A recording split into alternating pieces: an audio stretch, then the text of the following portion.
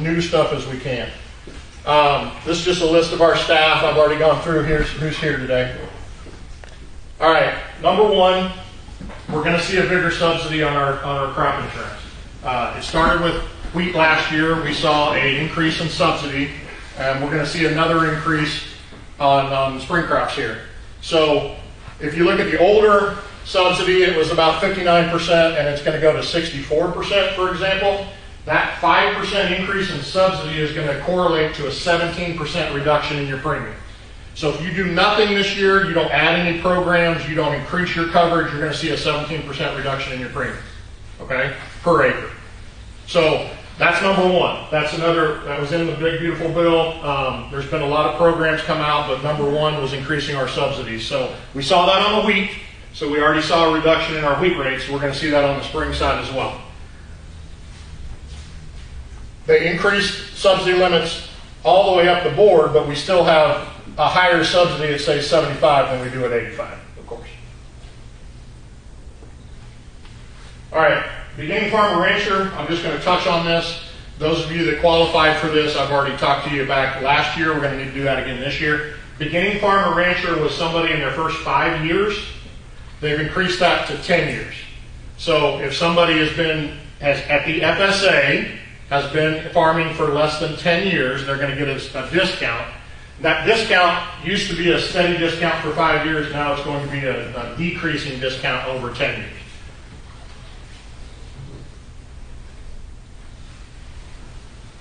All right, this is not our department, but I'm going to have a couple of FSA slides in here just because I think they're important.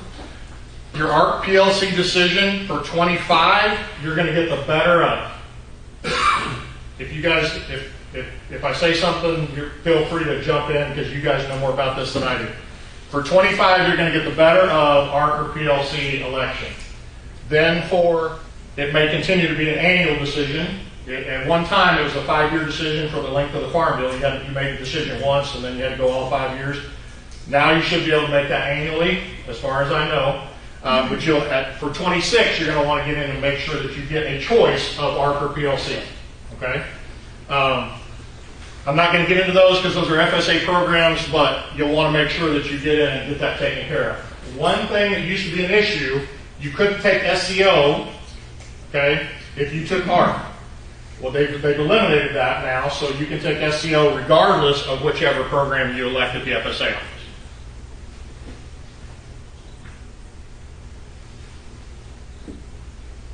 All right, there, back to the 25, you're getting the higher of whichever is better for the ARC or the PLC.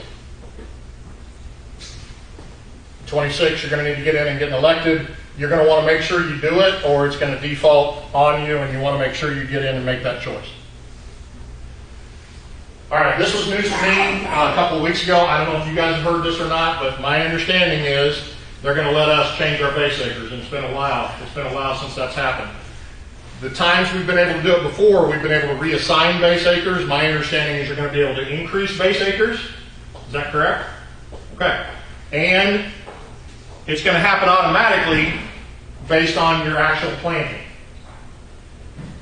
Randy, am I correct there again? Okay. So I'm going to probably check with the FSA and look at that number and kind of go through that and make sure I feel that's correct. But you're going to want to look. You're going to want to look at that. But you may get an increase in base acres, and you may get a redistribution of your base acres. This will be another one-time election. That's good news. So it's been a long time since we've been able to mess with base. I don't remember the last time we've been able to increase base. All right, a couple just administrative things. Some dates. Our initial plant date for beans in most of our counties is April 25th. So as we start planting beans earlier and earlier, I just wanted you to kind of take a look at that. The final plant date has changed on beans also. Our counties now, we're in that 620 range. That used to be 615. So it's now 620. Saline, Ottawa are in that 620. Cloud would be 620. But like Ellsworth would be 625 even. But that used to be a 615 day, it's now 620 for final plant on beans. Corn Initial plant date on corn for our counties, April 5. Saline is April 1. Not real worried about that one. The bean one starting to become more of an issue. Final plant date for corn, they did some changing out west. They went to 6/5 out west. I know some of you guys have been wanting to see us go to a June plant date, so it's possible that that's coming. They didn't change that for us yet. We're still in that 5/25 date. But know that they did change western Kansas, and so they may be starting to push us toward that June 1 date.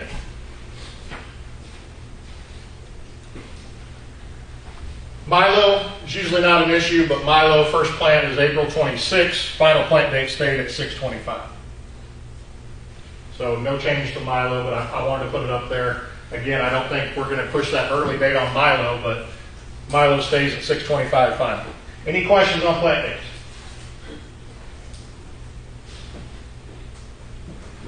All right, one other thing I wanted to review is unit structure.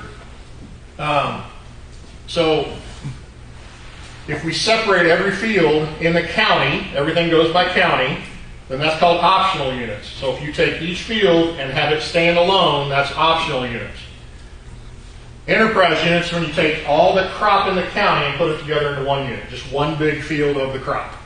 Okay? So for example, if I have 2 soybean fields in Cloud County, then I might want to take enterprise unit, lump those 2 into one field and take the discount. It's a pretty sizable discount. That subsidy level is 80%. What I wanted to touch on that's relatively new is the multi-county EU, and I'm going to show you an example of this in just a minute.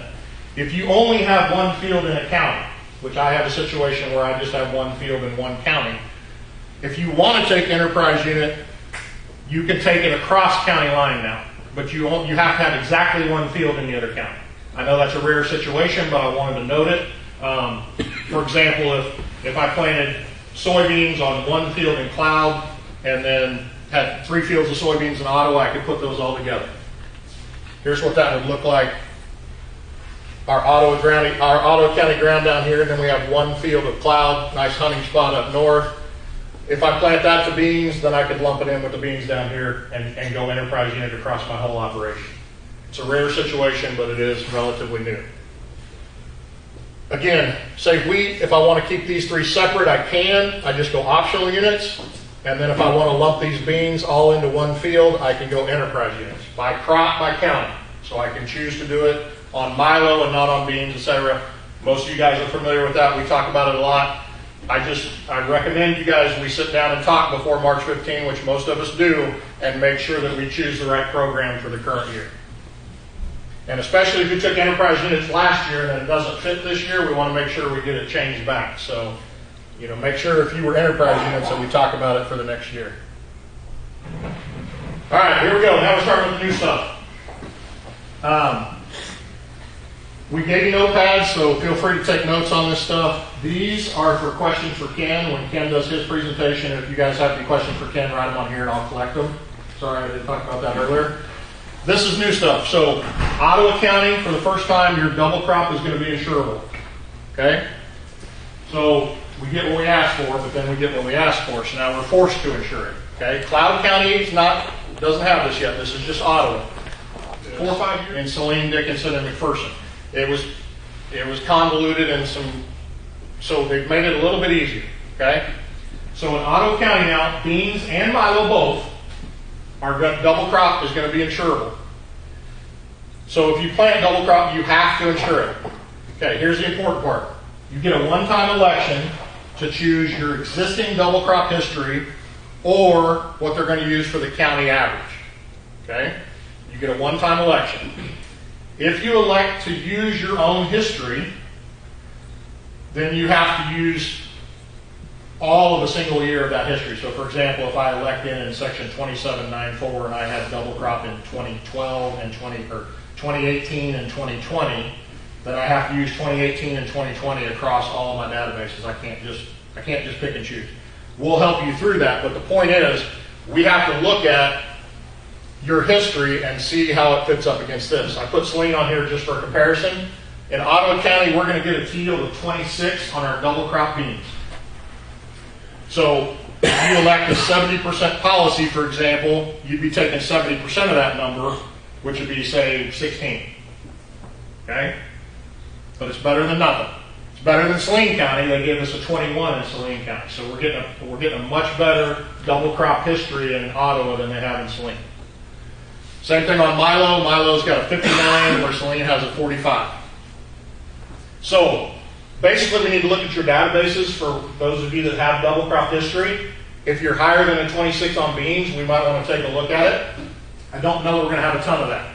But we want to look at your databases. If you've got double crop history that's better than these two numbers, we can elect to take it. If not, we want to make sure we opt out of it and use these numbers moving forward. Okay? Now we know we've been reporting double crop acres and production for a while. Yes?